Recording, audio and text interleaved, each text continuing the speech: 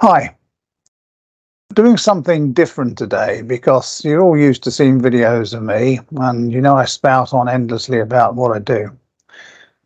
But in order to get to know me, it seems like a good idea to have an interview, to have a discussion with someone. So Dan here is a good buddy of mine. We've known each other a while now, and we're going to do a Q&A session here. Now, I don't know what the questions are.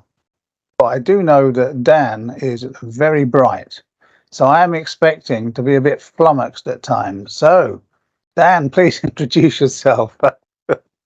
Hi, thanks for this opportunity, Stephen. I'm really looking forward to asking you some questions. You and I both work in helping organizations get better.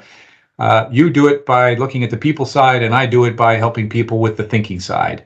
And I call myself a solution instigator because I ask questions people didn't think to ask, didn't know to ask. Sometimes we're afraid to ask. In your case, I'm not going to do anything that you'll be afraid of, but I will ask you some things that'll get you thinking. I do believe.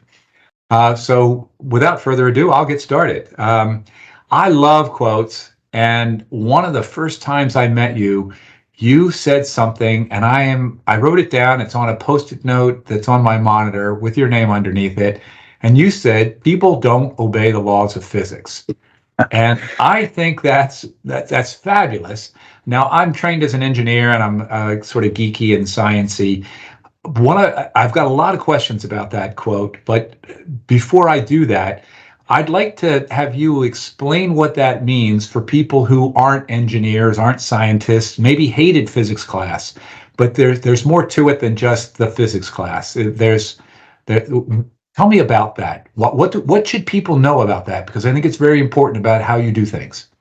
Okay, well, like yourself, Dan, I'm an engineer by first training. So naturally, when I was had a proper job and was making machinery for a factory, I just approached it as a physics problem. So you make machinery that is easier to operate, faster to operate, and the people just operate it as part of the machine, really.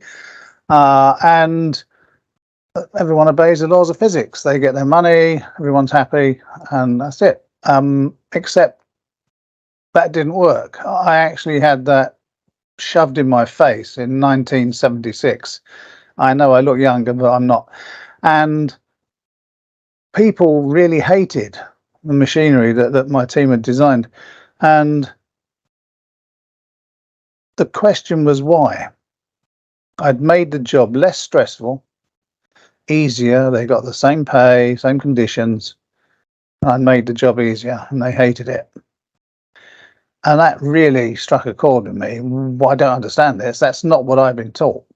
So I set off to find out why people work. That's really the key. If it's not physics, then what is it? If it's not money, what is it? I know everybody thinks that people work for money, but people go to work for the money.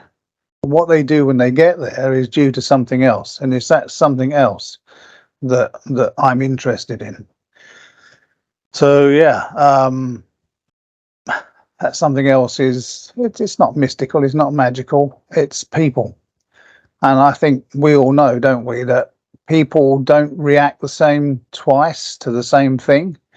I don't know if it's like this in America, but if you buy your wife flowers at the gas station on the way home from work, that might work once, but the second time she's not too impressed. You've got to go to a florist. It really does. So people don't react the same. Physics doesn't apply. They have a memory. They have all these things, and people don't obey the laws of physics.